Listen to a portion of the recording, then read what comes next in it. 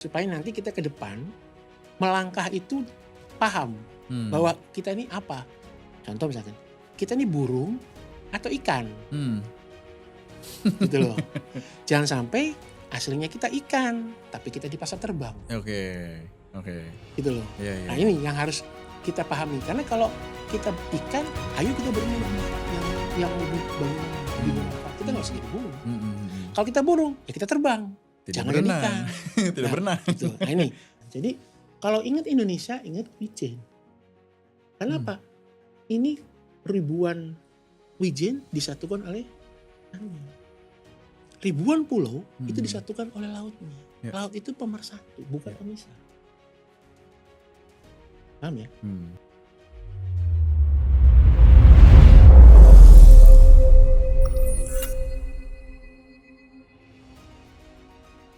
Selamat datang di Defense Talk, suara strategis pertahanan Indonesia. Bersama saya Nur Hidayat Nasution. Ketika kita berbicara tentang Hari Kebangkitan Nasional, sebagian besar dari kita mungkin langsung mengingat Budi Utomo, pergerakan nasional dan lahirnya kesadaran sebagai satu bangsa.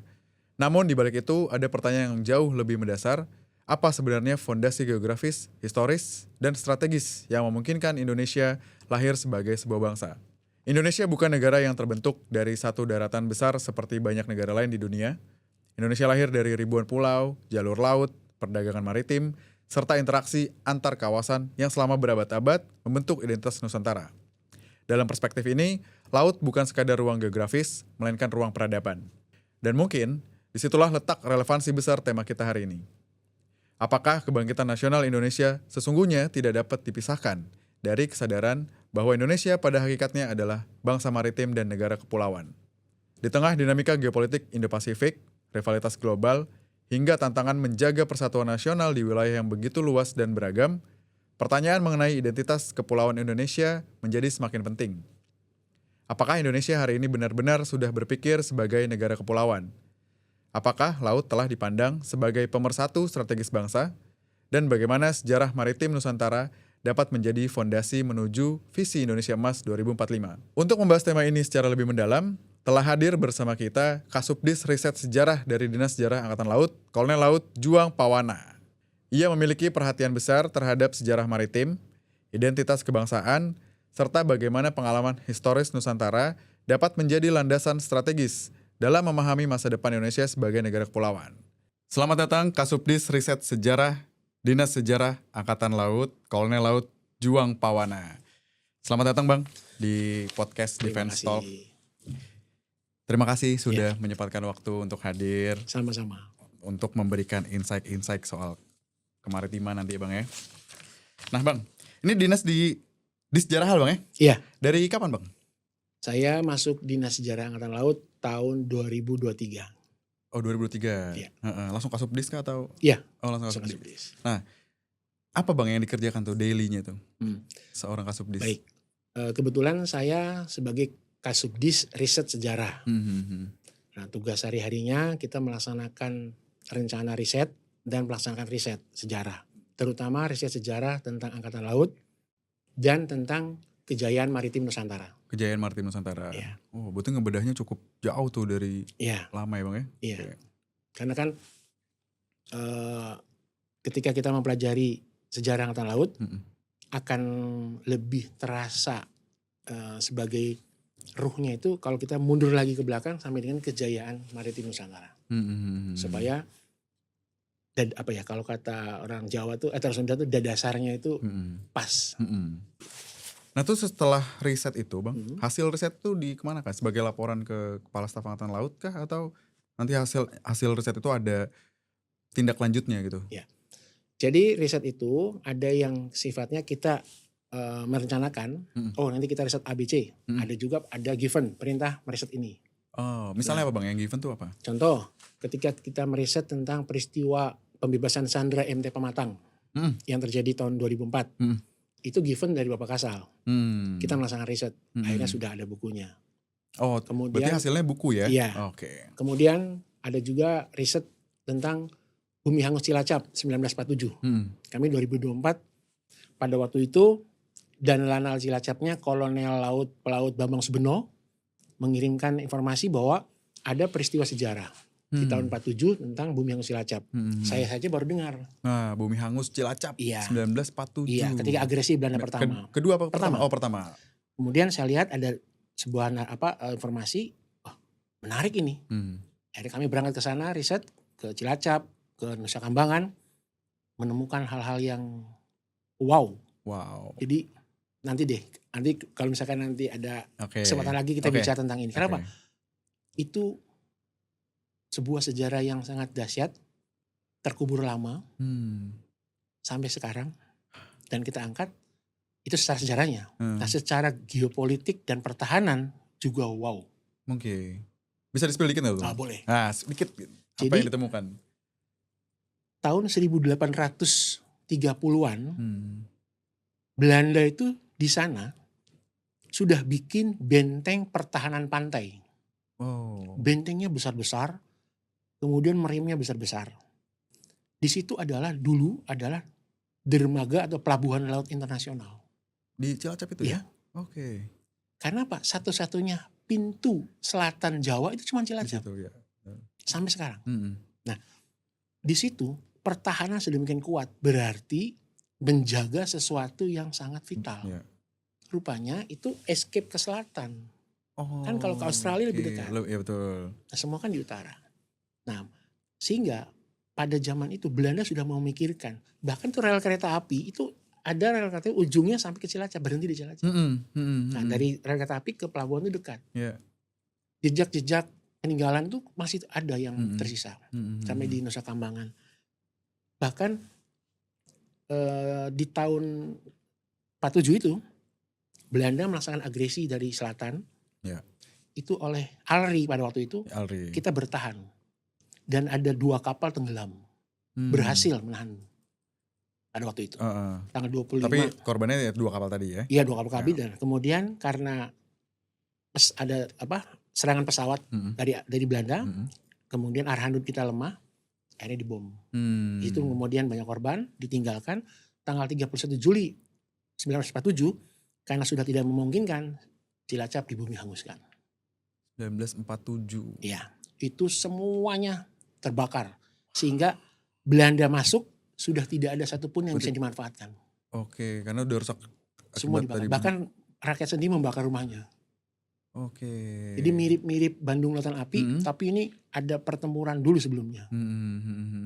Itu sangat fenomenal. Nah, ini walaupun namanya Bumi Hangus Cilacap, tapi sebenarnya perjuangan ini perjuangan Banyumas Raya. Banyumas Raya. Iya. Oh, Banyumas tuh asal presiden kita ya? Iya.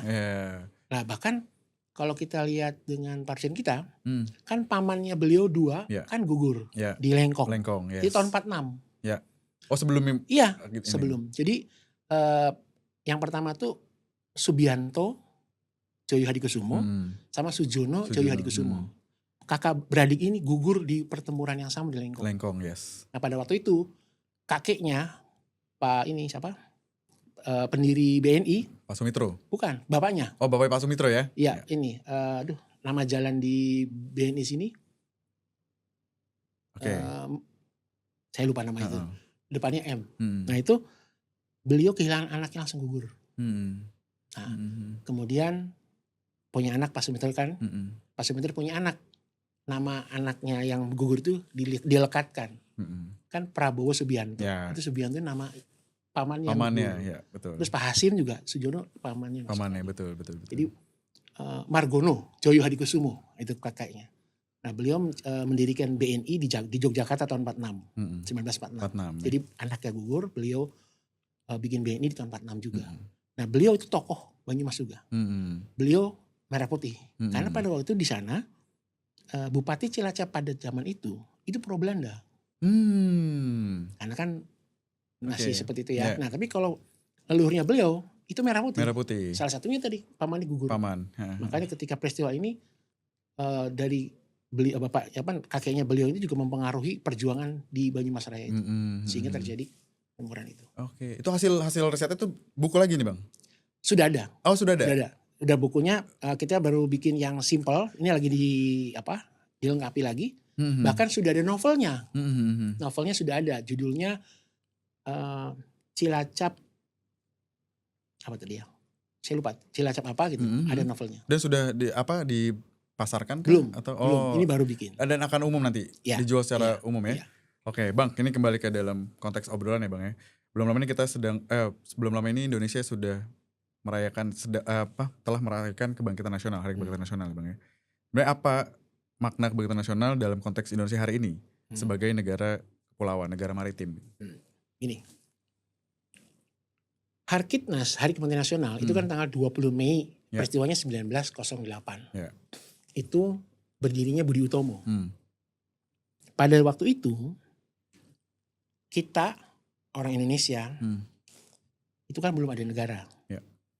Ada sebuah kesadaran bersama dari semua suku bahwa kita sama-sama dijajah oleh Belanda. Akhirnya Budi Utomo itu beragam. Disitulah muncul rasa kebangsaan yang sama, berawal dari situ. Kemudian bergerak di tanggal 28 Oktober 1928 terjadilah Sumpah Pemuda di Keramat Raya, Jakarta. Itu pemuda-pemuda dari semua yong-yong pada waktu itu bersepakat bahwa kita membentuk sebenarnya bangsa Indonesia. Tanggal 22 Desember 1928 wanita perempuan Indonesia pada zaman itu juga kongres di Jogja. Secara terpisah berarti ya? Terpisah. Ya. Itu sama mendukung semangat kemerdekaan dan semangat kebangsaan dari kaum perempuan. Nah, disitulah kesepakatan luhur pendahulu kita yang tadinya terdiri dari beberapa suku menyatu menjadi suatu bangsa, bangsa nation, tapi belum ada state. State, yes. Nah, kemudian seiring waktu 45 kita merdeka. Makanya 17 Agustus merdeka, kemudian tanggal 18 dibentuklah negara Kesatuan Indonesia.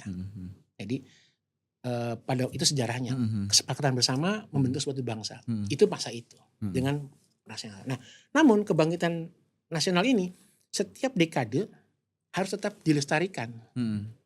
Karena apa? Kesadaran berbangsa sekarang di zaman modern itu kita sama-sama harus bisa merasakan bahwa saya orang Cirebon dengan orang Papua itu bukan orang lain. Itu kita satu bangsa, saudara, satu bangsa. Nah, kesadaran-kesadaran ini harus dikembangkan. Nah, salah satunya bahwa ketika kita berpergian, misalkan saya pergi ke Makassar, saya pergi ke Papua, saya pergi ke Aceh. Itu jangan lagi menyebut saya keluar Jawa. Jangan saya ditanya sama istri saya, mau kemana? Jangan bilang, saya mau keluar Jawa. Kenapa tuh Bang? Kenapa? Gini, kata keluar Jawa itu saya sarankan dihilangkan. Tapi langsung saja. Misalnya saya mau ke Makassar, mau ke mana? Saya mau ke Makassar. Jadi gak perlu lagi keluar Jawa? Iya, karena apa? Kata keluar itu bisa mengandung arti diksi, kita terpisah. Contoh orang Sumatera, kalau mau misalnya dari Sumatera pindah ke Jakarta, mau kemana? Ke Jakarta, nggak bilang keluar Sumatera. Orang Ambon, misalkan dia mau ke Manado, mau kemana? Ke Manado, tidak menyebut keluar Ambon. Nah, kita harus sepakat, jangan lagi menyebut keluar Jawa, tapi kita mau kemana? Maluku, kita ke Makassar, kita mau kemana? Karena apa? Itu bagian dari rumah kita yang namanya Indonesia. Ya meski Indonesia banyak pulauan tuh, supaya tidak ada gapnya gitu ya, betul, secara rasa kita nggak merasa keluar, merasa ya itu adalah ruangan kita. Itu menurut saya itu yang harus dikembangkan untuk kebangkitan nasional itu supaya rasa nation gitu tetap terjaga. Tapi agak sulit ya Bang ya untuk apa ya memindahkan doktrin yang lama itu kan dogma nih yang sudah berangsur-angsur bertahun-tahun, berpuluh-puluh tahun itu orang Jawa kalau mau keluar Jawa ya bilangnya keluar Jawa. Bagaimana menghadapinya supaya akhirnya kata keluar Jawa itu tidak ada lagi gitu. Agak sulit ya. Sulit itu bukan berarti tidak bisa. Ya, itu kan pola pikir. Ya, ketika kita sepakat atau kita ingat 28 Oktober itu, Sumpah dan kita merdeka 7 Agustus, mestinya kita yang sekarang sudah hidup lebih nyaman, lebih enak dibanding mereka yang di tahun 45. Harusnya dengan kesadaran itu mudah. Mereka yang dalam keadaan solid saja punya kesadaran itu. Sekarang kita harusnya nyaman. Dan kita mulai bicara kepada istri, anak, cucu mungkin yang sudah punya cucu. Kata itu dihilangkan. Jadi kalau misalkan mau kemana? saya mau ke Manado, kakek mau ke sana, papa mau ke mana. Jadi jangan ada lagi kata luar Jawa. Oke. Supaya diksi ini harus kita hapuskan. Heeh. Karena Jawa, Sumatera, Kalimantan Adalah itu Indonesia. adalah Indonesia. Iya, betul. Kesadaran itu yang mari sama-sama kita bangun. Betul. Nah, berarti Bang, sebenarnya bagaimana kita memaknai kebangkitan nasional, Bang? Karena kan kebangkitan nasional sudah bertahun-tahun kita rayakan, itu kan. Sementara kayaknya sampai saat ini tuh sebatas seremonial doang. Betul. Nah, bagaimana Abang memaknainya supaya tetap kebangkitan nasional tuh dirasakan oleh sampai lapisan yang paling bawah gitu? Gini, saran saya, stop kita mendiskreditkan satu budaya suku dimanapun.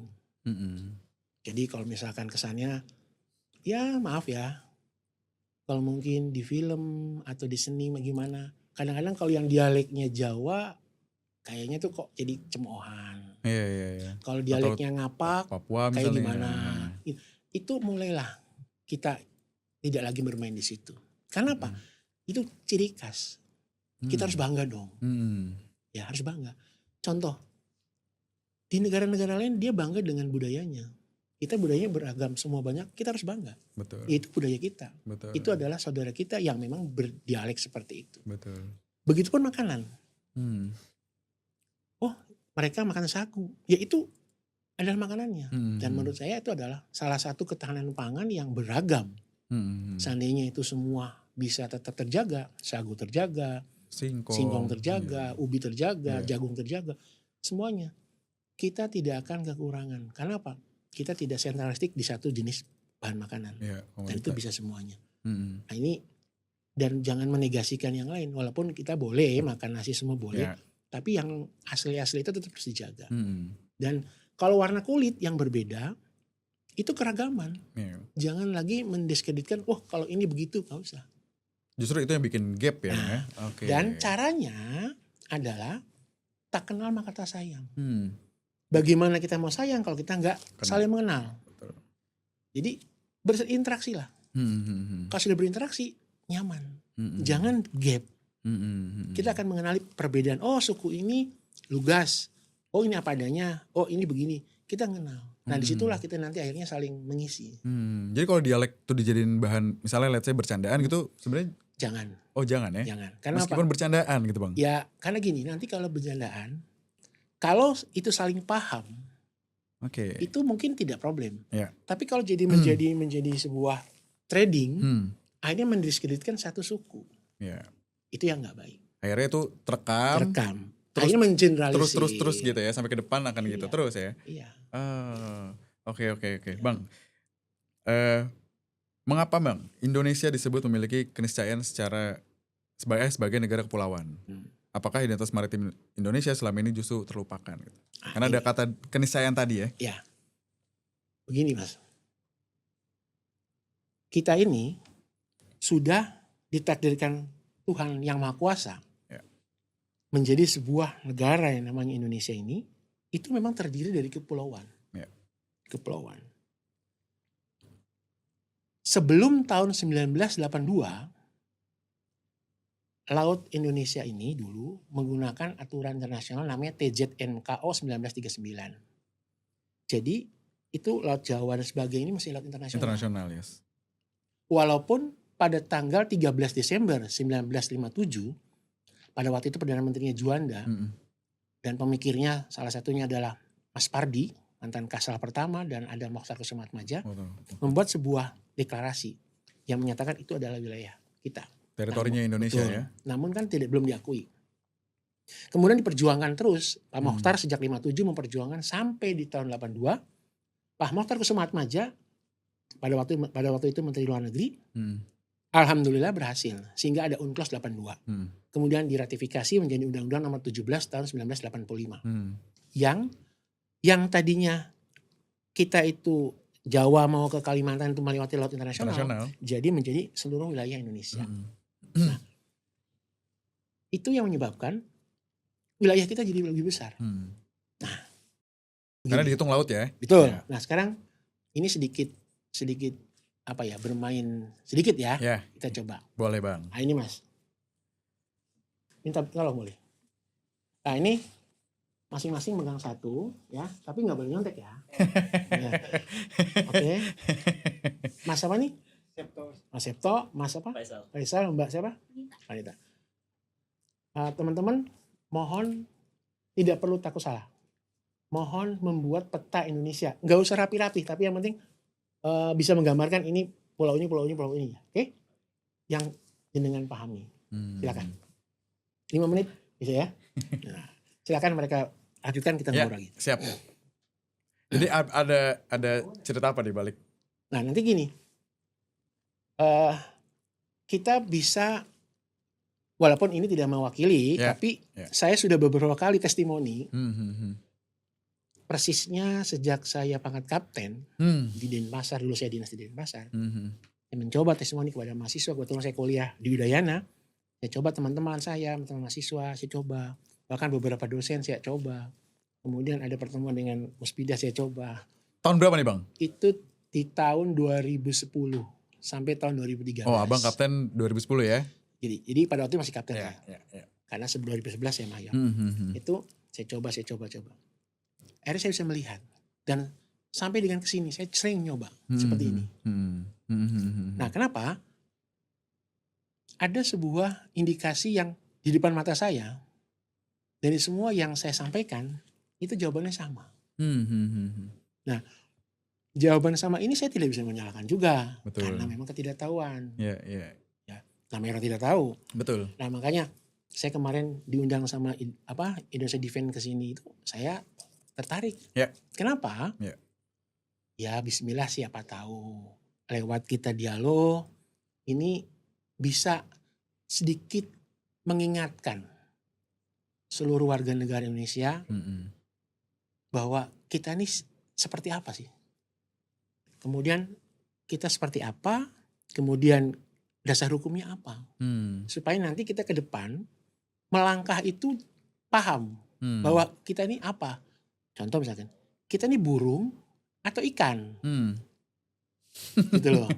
Jangan sampai aslinya kita ikan, tapi kita di pasar terbang. Oke. Gitu loh. Nah ini yang harus kita pahami. Karena kalau kita ikan, ayo kita berenang. Yang lebih bagaimana, lebih bermanfaat. Kita gak usah jadi burung. Kalau kita burung, ya kita terbang. Jangan jadi ikan. Tidak berenang. Gitu. Nah ini, salah satunya kesini tuh ya mencoba ya biar teman-teman yang muda-muda atau yang lain belajar. Nah dengan nanti testimoni ini. Jadi ini tes ini tuh soal mengenai pemahaman tentang wilayah Indonesia, identitas maritim Indonesia kita gitu ya Bang, atau tentang wilayah Indonesia secara keseluruhan. Oke. Gimana, sudah selesai? Bagus, gak apa-apa, jelek juga gak apa-apa. Terima kasih. Ini Mas siapa? Septo. Nah. Ini biasanya 3 SKS. Iya. Ayo Mbak. Mbak, sudah? Ini Mbak siapa? Mbak Nita. Nita. Ini Mas siapa? Mas Faisal. Nah, kita lihat. Jadi setelah tugas nih dikumpulin Bang, gimana nih hasilnya? Nah, gini silakan. Ya. Kita lihat dulu dengan Mas Septo. Nah. Ya. Bukan ini gak apa-apa. Ini kan lihat. Ya kan Mas Septo, kelihatan ya? Ya. Ini Mas Faisal. Oke. Ini Mbak Nita. Oke. Secara garis besar tiga-tiganya sama. Ya kan? Betul. Tidak bisa saya salahkan. Betul. Dan memang setelah saya sejak testimoni tahun 2010 sampai 2026 ini, semuanya sama. Memang rata-rata ya begini jawabannya. Tidak bisa saya salahkan. Ya. Kenapa?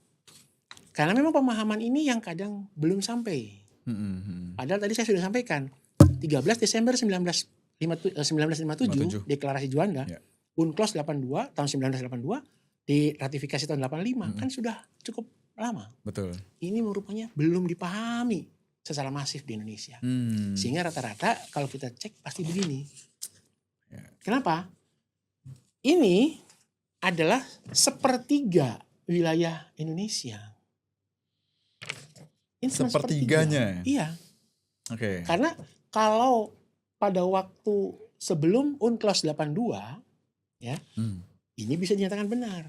Hmm. Tapi setelah ada unclos dan sudah diratifikasi, ini baru sepertiga. Hmm. Nah, yang benar itu seperti ini.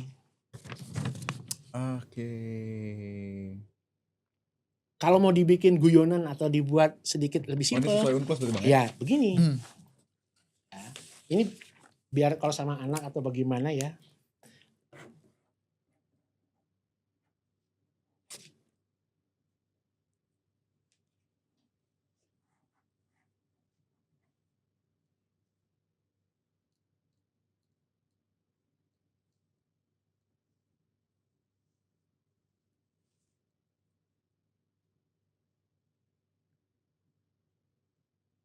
Nah gini, ini kalau dibuat apa kayak ini kan nggak begitu rapi ya. Bedanya gini, kalau ini kan terpisah-pisah, Hmm. jelas ya. Ya. Tapi kalau ketika sudah dikasih titik-titik begini, kan menyatu. Hmm. Dan ini lebih luas. Analogi berpikirnya begini.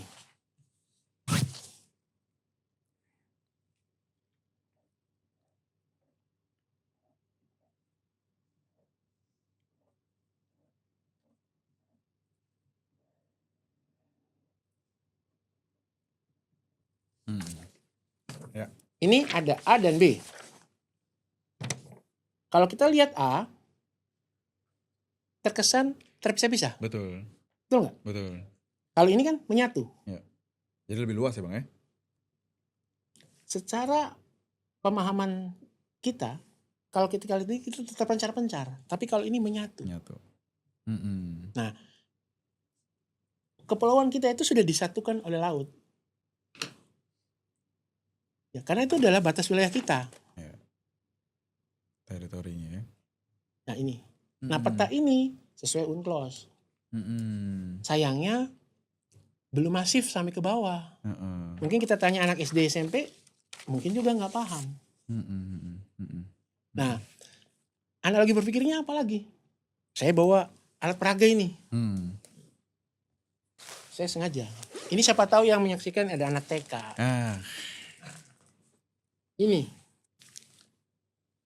Ada yang tahu kue ini? Onde. Saya sengaja bawa ini. Ada saya ke pasar subuh. Ini ke pasar subuh nih Bang? Iya. Iya, saya bentar ya. Apa hubungannya dengan pembicaraan kita? Iya. Onde-onde ini ada wijennya. Iya. Selama ini bangsa ini sibuk fokus di wijennya. Tidak salah. Tapi wijennya ini disatukan oleh ketannya. Iya. Harusnya kita semuanya. Iya. Oke, ketannya itu adalah menyatukan wijen ini, Iya. betul nggak? Iya. Nah, itulah laut kita. Laut kita itu bukan memisahkan pulau, tapi menyatukan pulau-pulau itu seperti wijen ini. Iya. Oke. Nah, jadi kalau ingat Indonesia, ingat wijen. Kenapa? Ini ribuan wijen disatukan oleh tanahnya. Ribuan pulau itu disatukan oleh lautnya. Ya. Laut itu pemersatu, bukan pemisah. Paham ya? Jadi nanti lain kali kalau disuruh gambar wilayah Indonesia, masukkan garis imajiner lautnya. Oke. Itulah sebagai wilayah kita juga. Sebagai itu wilayah kita. Oke. Paham Mas ya? Itu. Jadi akhirnya kita sempurna melihat Indonesia sebagai sebuah kesatuan yang 70% wilayahnya adalah laut. Gitu. Oh, yes. Nah, dan akhirnya kita merasa kita tuh menyatu. Nanti orang Jawa tidak merasa jauh dengan Kalimantan. Tidak lagi ada keluar Jawa tidak lagi. Tidak ada, satu. Kalau ini kan memang rasa keluar dong, karena tidak ada yang menyatukan. Tidak ada yang nyatuin, betul. Oke. Paham ya? Oke. 70% wilayah kita soal laut. Iya. Betul Bang. Nah berarti seberapa besar nih peran laut dalam membentuk peradaban Nusantara? Seperti Sriwijaya Majapahit ya Bang ya? Iya. Kan tadi 70% kita adalah laut gitu. Nah kalau yang ini, kita nih pertama harus bersyukur. Kita lahir sebagai orang Indonesia. Ya. Nah, ini saya sedikit ngasih membawa ya, buat teman-teman lah. Ini saya ambil foto ini. Ini adalah relief di Candi Borobudur. Borobudur itu di abad ke-8, jadi 800-an sekian sampai dengan abad 900. Di sana ini sudah ada relief kapal kayu yang sudah sedemikian canggih. Di abad ke-8 tuh berarti ya? Iya. Nah, berarti kalau sudah ada relief seperti ini, berarti kapalnya ada. Ada, betul. Dan kapal ini di abad ke-8 sudah ada, berarti kan sebelum abad ke-8 pasti ada prototipe atau bentuk kapal yang lebih sederhana. Berarti peradaban kapalnya jauh sebelum abad ke-8 sudah ada. Sudah ada, betul. Itu logika berpikirnya. Nah, namun sayangnya ini nyata-nyata ada di Borobudur. Nyata-nyata ada. Nah, kita-kita ini kalau berwisata ke Borobudur sibuk selfie. Tapi nggak tahu ada apa di situ. Nah, padahal kalau kita amati, berarti nenek moyang kita itu abad ke-8 sudah bisa bikin seperti ini. Kalau bikin kapal secanggih ini, berarti astronominya juga jago. Jago, betul. Nah, ini adalah fakta abad ke-8. Dan kerajaan-kerajaan zaman masa lalu, itu menjadikan laut bukan sebagai pemisah.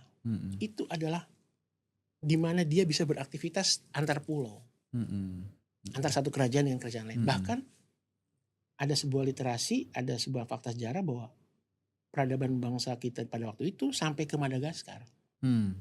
Sriwijaya malah bisa pada zaman Balaputra Dewa itu bisa membantu bikin perguruan tinggi di India, Nalanda kalau nggak salah namanya. Nah itu. Jadi pada waktu itu nenek moyang kita itu bersahabat sekali dengan laut, sehingga interaksi budaya juga sangat egaliter. Nah makanya kita yang memahami, yang kalau sudah kita memahami nenek moyang kita seperti ini, dan keniscayaan kita adalah negara kepulauan yang 70% laut, maka bukan bagaimana? Suatu hal yang tepat dan benar.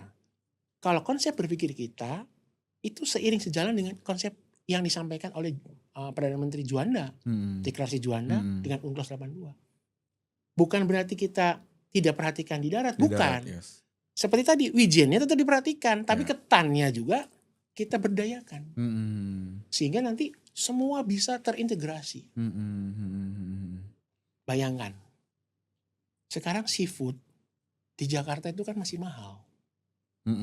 Betul nggak? Betul. Padahal kita tempatnya laut. Nah, saya mengimpikan jika nanti bangsa ini sudah peduli, sudah sama-sama semua sektor, dan semua adalah bahwa sadar kita kepulauan, kita bisa mengoptimalkan laut, otomatis darat teroptimalkan. Mungkin seafood jadi murah. Kenapa? Kita bisa bayangkan, kita tuh tidak nanam loh, tinggal ngambil. Tuhan yang memberikan. Kita bisa. Nah, kemudian baru dari ikan, belum dari sumber daya alam yang di laut. Ini sangat dahsyat. Apalagi nanti transportasi menggunakan kapal, dan akhirnya kita bisa antar pulau-pulau terluar makin lancar. Semua perekonomian kan baik. Karena Pak, ini sudah pernah terjadi di masa-masa lalu. Walaupun pada masa tertentu sempat terjadi sebuah peristiwa yang menyebabkan ini tidak optimal lagi. Nah, kita bangkit. Itulah keniscayaan dari kerajaan masa lalu. Dan itu membentuk peradaban kita. Karena kalau peradaban maritim, kita tuh jadi egaliter. Kenapa? Karena sering ketemu, kita biasa dengan beragam. Nah, nenek moyang kita seperti itu, seperti masa Sriwijaya, Majapahit, masa Singosari, masa Demak, itu masih seperti itu. Jadi egaliter tuh Bang ya? Iya. Oke, makanya ada nyanyian lagu Nenek Moyangku Seorang Pelau. Iya. Nah Bang, apakah kejayaan Nusantara di masa lalu itu yang tadi Abang bilang tuh dari Sriwijaya, ada Majapahit, ada Singosari, ada Demak gitu ya Bang ya? Sebenarnya itu lahir dari kemampuan mereka-mereka ini dalam mengelola ruang maritimnya. Ya. Yang pertama, karena nenek moyang kita dulu itu menganggap laut itu bukan halangan. Mereka menganggap dirinya, nenek moyang kita menganggap dirinya adalah putra Baruna. Putra Baruna. Baruna itu kan dewa laut pada zaman itu dianggap. Jadi dia seperti seorang anak yang main ke rumah ibunya. Jadi enjoy. Jadi gak ada Dia batasan pede. tuh. Dan dia pede. Mm-mm. Karena apa ya? Memang dia hidup dengan posisi dikelilingi oleh laut. Ya. Nah akhirnya dia bisa kemana-mana. Maka sampai pada, saya lupa ya itu, ada cengkeh dan kapur barus itu di Mumi di Mesir. Itu kapur barus kan dari daerah Barus. Sumatera Utara ya. Betul. Ya. Cengkih itu bisa sampai ke sana. Itu bisa sampai gimana? Apakah mereka yang ke sini? Enggak. Kita yang ke sana. Jalur perdagangan berarti. Perdagangan. Yes. Oke. Berarti kan pada waktu itu memang hebat astronominya, perkapalannya hebat. Yeah. Nah, ini yang harus kita bangkitkan. Nah, contoh gini. Kita nih. Ini bapak kita, ini kakek kita, ini buyut kita, ini bapaknya buyut. Ya. Bapak kita ini S1 di DO. Karena malas-malas mungkin. Oke. Kakek kita ini lulusan SMA. Buyut kita S1. Lulus. Bapaknya buyut S3. Nah, ini kan leluhur kita semua nih. Betul? Nah, kita mau bercermin kemana? Semua leluhur. Apa kita mau bercermin ke bapak kita yang drop out kuliahnya? Apakah kita mau bercermin kepada kakek kita yang cuman SMA? Atau kita mau ke bapaknya buyut kita yang S3? Gimana cara informasi dari yang buyut yang S3 itu sampai ke anak gitu Bang? Ketika informasinya itu gak sampai misalnya. Betul. Kan ini lagi dialami sekarang kita Bang. Nah, ya ini jejak fakta asli, enggak eho. Ini asli. Jelas-jelas ada. Ini abad ke-8. Sudah sedemikian kompleks dan canggihnya. Berarti peradaban yang ini canggih. Nah, harusnya kita mengambil sebuah karya cipta leluhur yang paling top menjadi anchor kita dalam bertindak. Jangan ngambil yang tanggung-tanggung. Ya kalau mau kita besar. Nah ini kadang-kadang kita terperangkap. Gini Mas, fakta sejarah menyampaikan sedikit ya. Ini mungkin agak melebar tapi bisa ada hubungannya. Belum lama kita memperingati Hari Kartini. Saya membayangkan Raden Ajeng Kartini lahir tanggal 21 April 1800 berapa gitu. Beliau seorang ningrat. Beliau sekolah, kemudian setelah haid dia tidak boleh sekolah dan dipingit. Akhirnya beliau kan bikin surat ke Abedanen. Maksudnya perempuan itu sedemikian rupa bla bla bla gini-gini. Kan sasian. Dan akhirnya surat itu ke Abedanen, beliau menikah, jadi istri keempat, hamil, melahirkan, meninggal. Saya berpikir bahwa Raden Ajeng Kartini lahir di Jepara tahun 1800 sekian itu. Padahal mundur ke belakang masa setelah Demak di Jepara juga ada Ratu Kalinyamat, perempuan juga, orang Jawa juga, ningrat juga, Muslim juga, jadi ratu. Mundur lagi ke belakang ada Tribhuwana Tunggal Dewi, Raja Majapahit, Ratu Majapahit, yang pada waktu itu ada Supapalapa, orang Jawa juga, perempuan. Kemudian ada Ratu Sima. Nah, berarti Raden Ajeng Kartini pada zaman itu beliau tidak dapat informasi ini. Kenapa? Beliau tidak punya argumen. Karena mengira bahwa itulah yang benar, perempuan dipingit, gak bisa berkembang. Padahal tahun-tahun era sebelumnya. Iya, mungkin bapaknya pun juga gak paham itu. Itulah pentingnya sejarah. Seandainya beliau tuh pada waktu itu tahu bahwa di situ dulu ada Kalinyamat, pernah ada, mungkin dia akan argumen dong bapaknya. Jawa yang mana? Kan semuanya orang Jawa. Betul. Perempuan. Betul. Kalau agama, Kalinyamat Muslim. Muslim, yes. Bahkan mundur lagi lihat di Aceh ada Malahayati. Abad ke-16 itu. Nah, itu Muslim. Perang lagi. Nah, cuman kan mungkin tidak dapat. Sehingga ketika tidak punya referensi sejarah yang memadai, beliau akhirnya kan kasihan.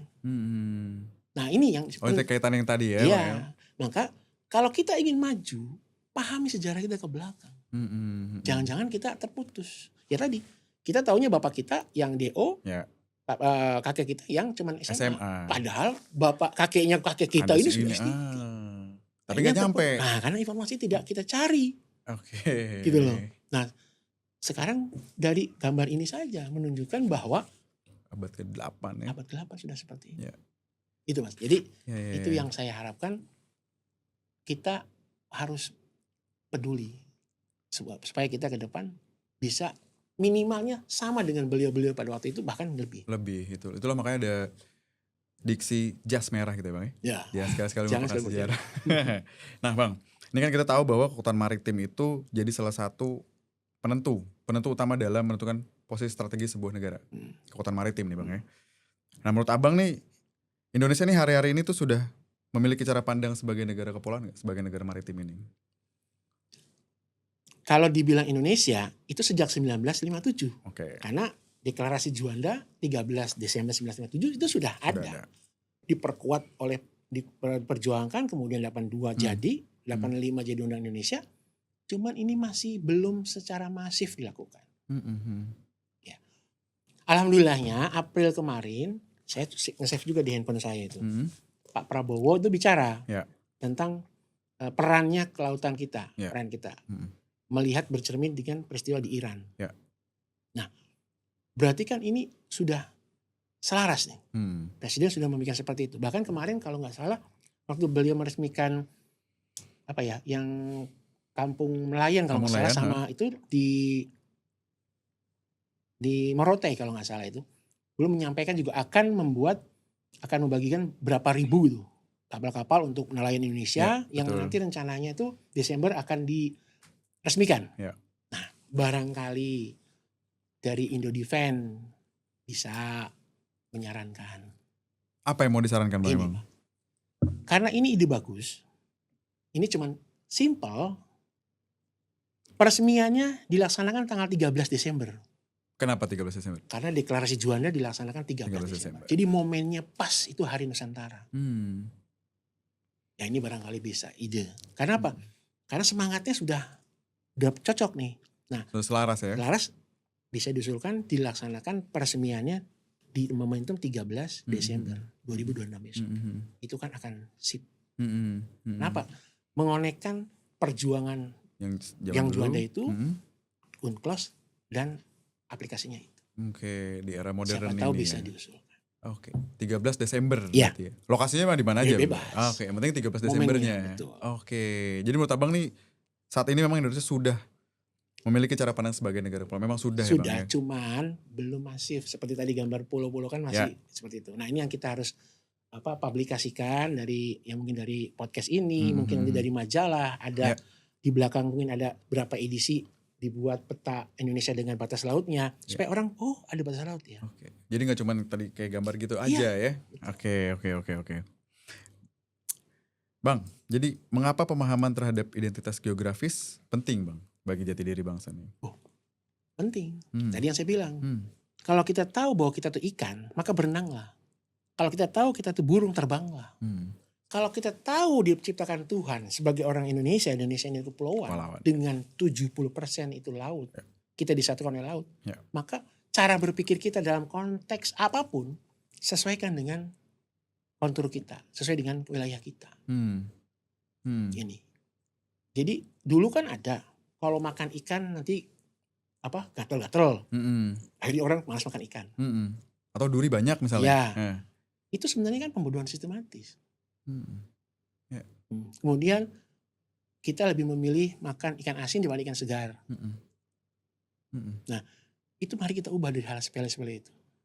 Kita kembali, itu ikan segar kita ambil, kita makan hasil laut. Nah kemudian kalau sudah kita mengerti bahwa kita ini negara kepulauan, bahkan ada itu kan hukum lautnya, ada undang-undang ini secara yuridis nih sudah kuat sekali. Bahkan Mas, UNCLOS itu upaya sepengetahuan saya sejak Indonesia merdeka sampai dengan hari ini, UNCLOS itu adalah keberhasilan Indonesia membuat undang-undang internasional. Pertama kali? Pertama, dan mungkin baru pertama. Saya belum tahu apakah ada yang kedua ketiganya. Itu kan wow. Di tahun segitu ya Bang? Iya. Tapi kenapa kita nggak mengaplikasikan pola pandang itu? Jadi apa hambatannya Bang? Apa yang terjadi tuh? Ada terlalu banyak distorsi kah sekarang ini? Kalau menurut saya bukan distorsi. Kalau menurut saya ini kita belum optimal berkolaborasi memberikan pemahaman ini sampai ke bawah. Contoh tadi teman-teman saya suruh gambar. Peta ya. Mungkin baru ngeh sekarang. Ya. Saya tadi cerita sejak 2010, sekarang sudah 16 tahun. 16 tahun. Rata-ratanya begini. Nah, Berarti, saya ke anak saya dari SD, SMP, SMA peta di sekolahnya ya memang begitu. Berarti ada informasi yang terputus kan? Ya.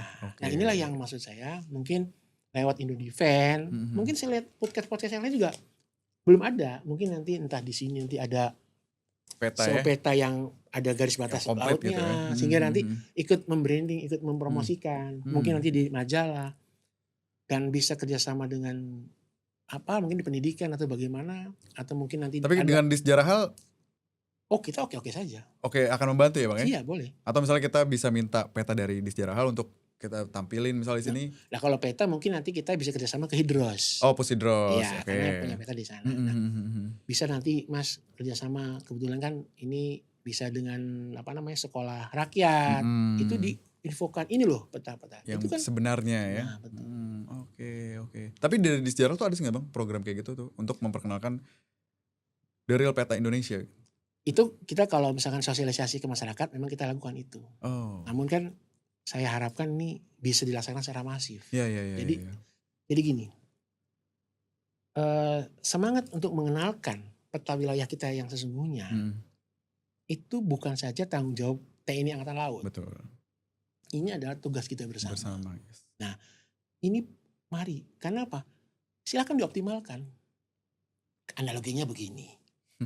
Kita punya tanah 100 hektar dari kakek kita. Bapak kita selama ini hanya mikirkan yang 30 hektar. Berarti 70-nya? Yang 70-nya enggak begitu dioperasi.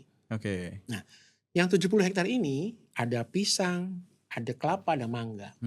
Kita juga yang 30% ini diperhatikan baik-baik. Nah, kemudian kita mau makan es kelapa muda.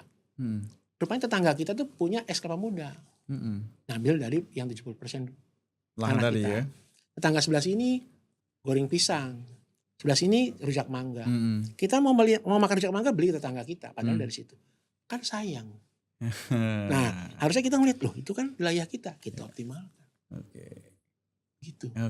Ya, jadi mari baik semua lapisan. Karena itu memang sudah jatah kita. Secara hukum iya, secara keniscayaan iya. Jadi udah gak bisa terbantahkan gitu. Iya. Nah, cuma belum dioptimalkan aja. Nah identitas ini Bang, identitas maritim itu ntar ada kaitan dengan visinya Indonesia Emas kah 2045 nih? Terus persiapan itu apa sebenarnya Bang? Nah, dari TNI Laut sendiri ya? Betul. Jadi kalau misalkan dengan Indonesia Emas, itu kan kita mencapai bahwa pada masa itu kan kesejahteraan. Sekarang gini Mas, jika kita bisa mengoptimalkan laut, ya dengan ikannya saja, itu saya yakin secara ekonomi kita bisa berdaya. Kemudian kalau semua lintas laut, jalan tol laut yang dulu dicadangkan kemudian kita optimalkan semua bergerak, semua akan bisa saling terkonektas antara satu daerah dengan yang lain. Berarti maksud itu penguatan operasi di patroli di Koarmada 1, 2, 3 itu berarti semua harus. Nah, kalau untuk keamanannya, untuk pertahanannya jelas. Kita kan ada Koarmada 1, 2, 3. Itu susu sektor. Itu yang mengamankannya. Kalau untuk Angkatan Laut sudah terbagi. Ya, untuk TNI pun ada Kogab Bilang 1, 2, 3. Nah, yang ini perlu di support system itu adalah sisi yang lain. Masyarakat dengan semua bidang. Supaya visi Indonesia Emas 2045 tercapai. Jadi, ayo sadari bahwa ini negara kita negara kepulauan, laut adalah pemersatu. Optimalkan, maksimalkan untuk kesejahteraan kita semua. Berarti sudah kolaborasi antara TNI dengan masyarakat ya? Betul. Ya, ini kesadaran. Harus jalan nih Bang. Nah, kesadaran itu bisa muncul ketika pola pikirnya sama. Kalau nggak sama? Nah, inilah upaya kita menyadarkan itu. Makanya tadi dari bentuk petanya ada garis pantainya, gitu loh. Kemudian hilangkan kata saya mau keluar Jawa. Itu hilangkan. Saya mau yang Kalimantan, jangan pakai kata keluar. Sehingga pahami sejak anak-anak sampai dengan dewasa bahwa orang Sumatera ke Jawa, orang Jawa ke Kalimantan itu bukan keluar, itu bagian dari rumah kita yang namanya Indonesia. Iya. Itu dipahamkan. Nah itu dari mindset itu, ketika mindset kita sama, Dengan sendirinya nanti bisnis kita atau apapun akan mengingat itu adalah bagian dari kita. Iya, iya, iya. Tidak terasa tidak merasa dipisahkan. Tidak merasa berbeda-beda gitu, Iya. Bang. Dan ada satu lagi. Kalau Mas lihat di Indonesia itu hampir kebanyakan kalau punya rumah atau bangunan itu membelakangi laut. Oke. Gitu loh. Jadi di belakang laut itu dibelakangi.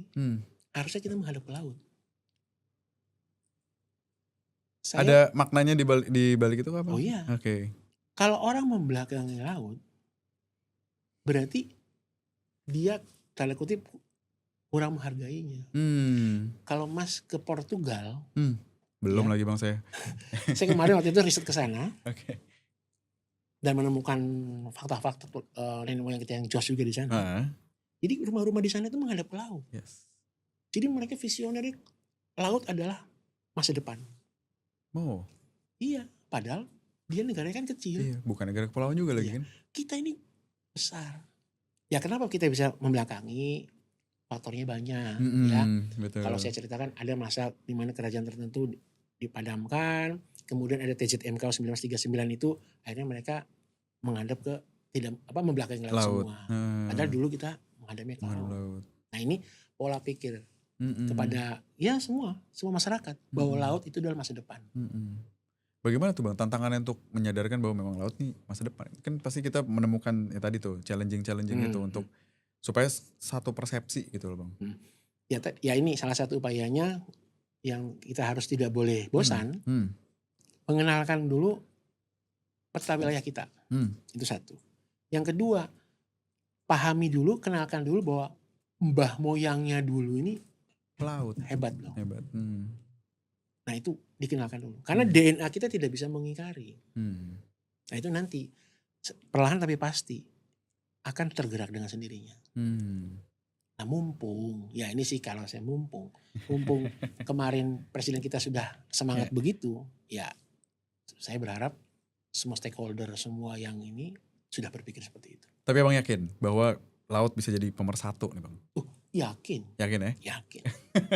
Karena fakta sejarah menunjukkan memang demikian. Iya. Karena sejarah berulang ya Bang? Berulang. Pelakunya doang yang beda. Nah. Ini satu pertanyaan terakhir sebagai penutup diskusi kita, podcast kita hari ini Bang. Karena Abang sangat melek sekali dengan sejarah. Terutama di terima kasih. di sektor maritim ini Bang ya. Apa pesan yang ingin Bang Juang sampaikan kepada generasi muda terkait kebangkitan maritim Indonesia atau Indonesia sebagai negara maritim Bang? Pesannya tuh pada generasi muda kita. Pesannya begini.